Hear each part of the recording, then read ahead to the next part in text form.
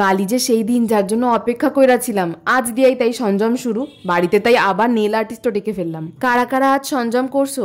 কতখানি সঠিক নিয়ম পালন করতে পারি জানি না, তবে ছোট দিয়াই সেই শিবরাত্রি পালন করি তার আগের দিনকে এই এক সেদ্ধ ভাত খেয়ে। যতই অন্য দিন খাই না কেন, সন্দক লবণে ঘি আলু ভাতে আজকের দিনের স্বাদটা জানি আলাদাই লাগে। আচ্ছা কও দেখি, উপহার পেতে কার কার ভাল লাগে? এ আবার বলার কথা, আমার তো উপহার পাইলে যেমন ভাল লাগে তেমনি কাউরে উপহার দিতেও সেই মজা লাগে। এই কুট্টু ব্রেসলেট আর চাংস গুলো নিয়েছিলাম ইনস্টাগ্রামের এই পেজ থেকে, কিছু নিজের জন্য আর কিছু উপহার দেবো বলে। কি ভারী সুন্দর না? আর এই মিষ্টি রানীকে কারা কারা চিনলে? ঠিক 1 মাস আমার বান্ধবীর বিয়ের আগে আমার এই সুন্দর নেলস গুলো করিয়ে দিয়ে গেছিল, আজও একদম নতুনের মতোই আছে। কিন্তু আমার মায়ের পায়ের এই নখগুলো কি জানি কি হয়েছে, একটু সমস্যার জন্য নখগুলো একদম ক্ষয়ে গেছিল।